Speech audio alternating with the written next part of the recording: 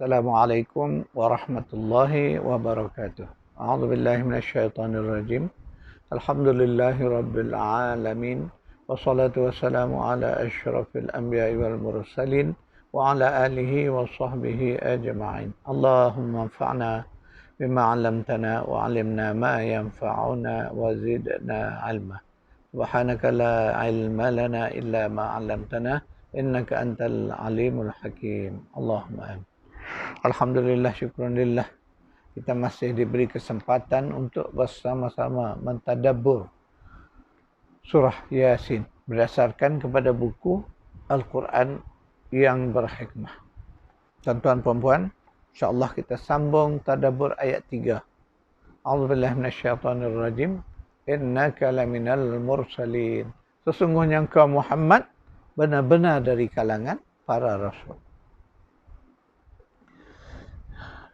Dalam kuliah yang lepas kita menyentuh tentang ketaatan kepada Allah dan Rasul. Itulah prinsip kita. Orang beriman ini wajib taat kepada Allah dan Rasul. Dan ketaatan kita itu dijelaskan oleh Al-Quran dalam bentuk ketaatan yang bagaimana? Sami'na wa ata'na. Apa saja perintah Allah, kami dengar dan kami taat. Itulah prinsip orang yang beriman ini. Saat mana kita mendengar Allah perintah Allah, perintah Al-Quran, perintah daripada hadis, maka kita akan mengatakan kami dengar dan kami taat. A'udzubillahi minasyaitonir rajim. Qul atii'u Allah war rasul فَإِن تَوَلَّوْا فَإِنَّ اللَّهَ لَا يُحِبُّ الْكَافِرِينَ. Katakanlah, taatlah kamu semua kepada Allah dan kepada Rasul.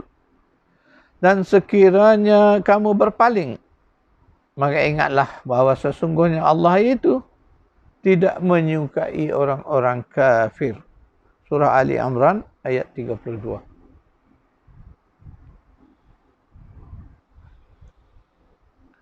Isu taat dan tidak taat ini, di sinilah terletaknya sifat kafir tadi atau sifat kufur itu.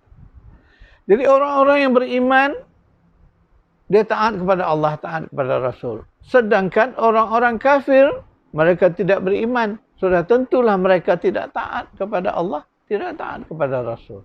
Itulah yang membezakan. Mana ketaatan itulah yang membezakan antara orang-orang yang beriman dengan orang-orang yang tidak beriman. Iaitulah orang-orang kafir. Dan sifat orang-orang beriman itu mereka taat kepada Allah. Ya, atas kesedaran, atas rasa cinta kepada Allah. Setelah mereka mengenali Allah itu siapa, mengenali sifat rahmannya Allah itu, maka akhirnya orang-orang beriman itu taat, patuh kepada Allah kerana kecintaan mereka kepada Allah. A'udzu billahi minasyaitonir rajim. Wa minan nasi man yattakhidhu min dunillahi andada yuhibbunahum ka hubbillah. وَالَّذِينَ آمَنُوا أَشَدُّ حُبًّا لِلَّهِ. Dan di antara manusia ada orang-orang yang menyembah saingan-saingan selain Allah, menyekutukan Allah. Mereka mencintainya sebagaimana mereka mencintai Allah. Adapun orang-orang yang beriman, mereka amat sangat cintanya kepada Allah. Al-Baqarah ayat 165. Jadi ayat ini menjelaskan dua golongan.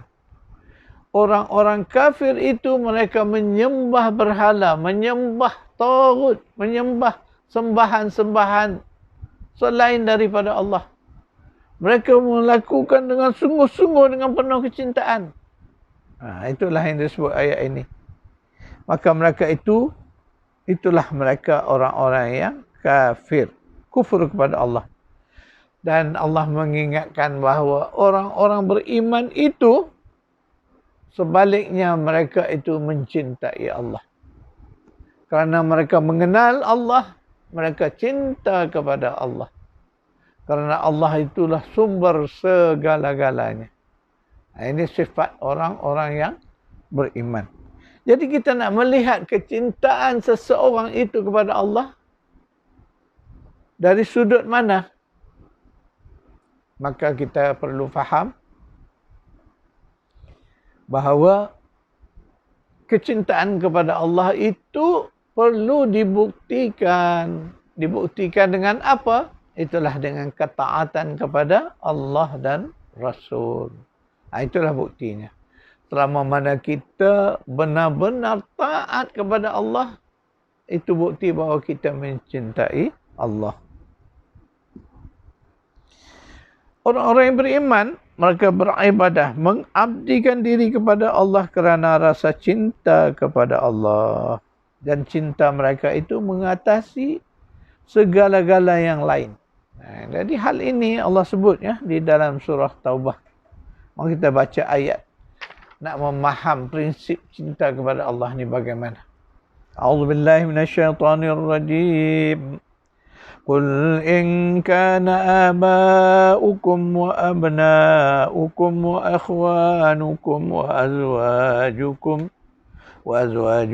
وعشيرتكم وأموال اقترفتموها وتجارة تخشون كسادها ومساكن ترضونها أحب إليكم من الله ورسوله وجهاد في سبيله فتربصوا حتى يأتي الله بأمره Wallahu la yahdil qaumal fasiqin.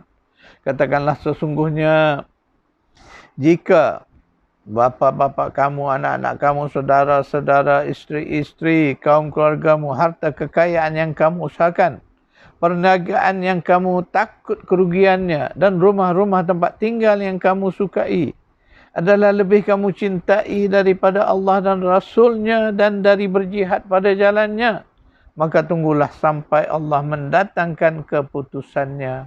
Dan Allah tidak memberi petunjuk kepada orang-orang yang fasik. Surah Taubah surah 9 ayat 24. Di sini ayat ini menjelaskan, mengingatkan kita orang-orang beriman ini tentang cinta kepada Allah. Jadi cinta kepada Allah itu mesti melebihi daripada kecintaan kepada hal-hal lain. Termasuklah hal-hal yang diperincikan dalam ayat yang kita baca tadi. Makna ini menjadi lumrah bahawa manusia itu mencintai siapa? Ibu bapa kita, anak-anak, saudara mara, isteri, kaum keluarga, harta kekayaan, perniagaan. Itulah yang biasa menjadi tempat manusia meletakkan cinta mereka. Tapi Allah mengingatkan melalui ayat ini bahawa jika kita meletakkan cinta kita kepada semua yang disebutkan tadi, melebihi, mengatasi cinta kepada Allah dan Rasul, tunggulah keputusannya.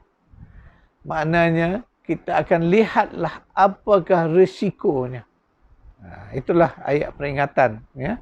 Ayat nazir ini peringatan kepada kita bahawa kita mestilah meletakkan kecintaan kepada Allah dan Rasul itu mengatasi segala-gala yang lain.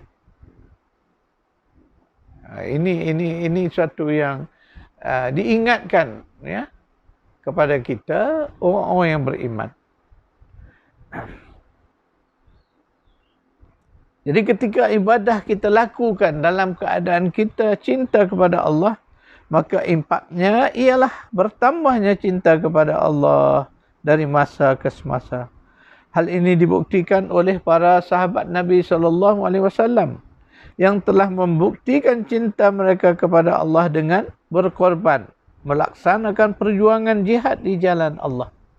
Jadi orang yang dah mencintai Allah, mencintai Rasul, maka di sanalah baru akan lahir semangat untuk berjihad, berjuang di jalan Allah. Tanpa ada perasaan cinta kepada Allah dan Rasul, mana mungkin akan seseorang itu akan sanggup berjuang, mempertaruhkan harta benda dan jiwa raga mereka kerana Allah. Mana mungkin. Jadi sebab itu tuan-tuan dan puan-puan, kita nak mendapat keredaan Allah ini, Allah akan nilai hati kita, jiwa raga kita dari sudut kecintaan ini. Jadi orang yang benar-benar cinta kepada Allah Rasul, mereka inilah golongan yang akan sanggup melakukan apa sahaja sehingga berkorban di jalan Allah. Itu yang disebut jihad fi sabilillah, iaitu mengorbankan harta benda, malah mengorbankan jiwa raga kerana Allah. Itulah matlamat terakhir, puncak kemuliaan kita orang-orang yang beriman, iaitulah mati di jalan Allah, syahid. Dan kita melihat sifat-sifat ini dijelaskan oleh Al-Quran. A'udzubillahi minasyaitonir rajim. Walladzina amanu wa hajaru wa jahadu fi sabilillah walladzina awaw wa nasaru ulaika humul mu'minuna haqqan lahum maghfiratun wa rizqun karim. Dan orang-orang yang beriman dan orang-orang yang berhijrah dan orang-orang yang berjihad di jalan Allah dan orang-orang yang memberi tempat kediaman dan memberi pertolongan kepada orang-orang muhajirin, iaitulah golongan Ansar. Mereka itulah orang yang benar-benar beriman. Mereka memperolehi keampunan dan rezeki nikmat yang mulia daripada Allah. Surah Al-Anfal, surah 8 ayat 74. Ini dia golongan yang Allah sebut tadi, bahawa mereka ini orang-orang yang mencintai Allah. Jadi mereka beriman, ciri-cirinya mereka beriman. Kemudian mereka berhijrah, mereka berjihad di jalan Allah. Ini nak menggambarkan sifat para sahabat Nabi, yang telah membuktikan keimanan, kecintaan mereka kepada Allah Rasul. Mereka sanggup berhijrah. Berhijrah ini bukan satu yang dapat kita lakukan dengan mudah, memerlukan keimanan. Maka kita melihat sahabat Nabi sanggup meninggalkan harta benda mereka, meninggalkan kekayaan kampung halaman mereka, berhijrah demi untuk menegakkan Islam. Itulah yang disebut di dalam ayat ini sebagai menghargai kecintaan mereka ini. Jadi Allah sebut mereka ini orang beriman, kemudian mereka berhijrah, kemudian mereka berjihad di jalan Allah. Para sahabat yang telah berhijrah, kita melihat mereka berjuang, berjihad di dalam berbagai-bagai peperangan yang berlaku di dalam sejarah awal Islam. Membuktikan mereka ini telah melakukan jihad fi sabilillah dengan kesungguhannya, sanggup mengorbankan harta benda, mengorbankan jiwa raga. Inilah sifat-sifatnya Allah sebutkan. Kemudian kalangan orang yang menolong, membantu orang-orang yang berhijrah, iaitulah secara khusus disebut orang-orang kelompok Ansar. Itu sebab disebut kelompok Ansar, penolong. Mereka ini yang menolong golongan yang berhijrah dari Mekah tadi. Mereka bagi bantuan segala seginya. Jadi sifat-sifat itu juga dirakamkan di dalam ayat ini untuk menghargai mereka ini. Inilah sifat-sifat terbaik yang pernah ditunjukkan oleh para sahabat Nabi. Maka mari kita melihat apakah pengajaran dan agenda bertindak pada ayat 3 yang telah kita tadabburkan beberapa siri yang lalu. Yang pertama, Nabi SAW adalah rasul terakhir dari kalangan para rasul yang diutuskan Allah kepada umat manusia. Yang kedua, baginda SAW membawa agama Islam, iaitu agama yang pernah dibawa oleh moyangnya Nabi Ibrahim AS, dan juga agama yang dibawa oleh semua rasul sebelumnya melalui kitab-kitab Allah. Yang ketiga, Rasulullah SAW membawakan Al-Quran, sebuah kitab terakhir yang sempurna dan lengkap untuk disampaikan kepada umatnya dan seluruh manusia di seluruh zaman, hinggalah ke hari kiamat. Yang keempat, tugas utama Rasulullah SAW ialah membacakan Al-Quran menyampaikan isi kandungan Al-Quran kepada umatnya. Di dalamnya terkandung ajaran Islam. Yang kelima, sepanjang 23 tahun tugas kerasulannya, Nabi SAW menyampaikan Al-Quran kepada umatnya. Di dalamnya terdapat semua perintah Allah dalam bentuk perintah suruhan dan perintah larangan. Yang keenam, baginda menerjemahkan Al-Quran ke dalam kehidupan dengan mengamalkan seluruh kandungannya, kemudian dicontohi oleh umatnya. Maka apakah agenda bertindak kita? Pertama, kita beriman kepada Rasul dengan mengimani apa yang baginda bawa, iaitu wahyu Allah, Al-Quran. Dengan beriman kepada Al-Quran bermakna kita beriman kepada Rasul yang membawanya dan juga kepada Allah, Rabb yang menurunkannya. Kedua, beriman kepada Rasul ialah dengan beriman kepada Al-Quran, kerana tugas utama Rasulullah SAW ialah menyampaikan Al-Quran. Yang ketiga, beriman kepada Al-Quran ialah dengan membaca secara qiraah, membaca sungguh-sungguh sampai faham, tilawah, kemudian membaca dan mengkaji dengan mendalam. Itulah tadabbur. Yang keempat, bukti keimanan kepada Al-Quran ialah kesungguhan kita memahami kehendak dan tuntutan Al-Quran, kemudian beramal dengannya dalam kehidupan seharian, sehingga Al-Quran itu benar-benar menjadi petunjuk kehidupan. Yang keenam, buktikan kecintaan kepada Rasul SAW dengan mencintai Al-Quran, kerana sunnah teragung Rasul SAW ialah Al-Quran. Sunnah selainnya adalah sunnah kecil berbanding dengan Al-Quran. Yang ketujuh, berjuang berjihad menegakkan Al-Quran adalah pengorbanan besar kita untuk menegakkan agama Allah. Oleh itu lakukanlah. Sekarang itu tuan-tuan dan puan, insya-Allah kita bertemu lagi pada siri yang akan datang. A'udzubillahi minasyaitonirrajim. Allahumma rabbana atina fid dunya hasanah wa fil akhirati hasanah wa qina azabannar. Sallallahu ala Muhammad wa ala ali Muhammad. Walhamdulillahi rabbil alamin.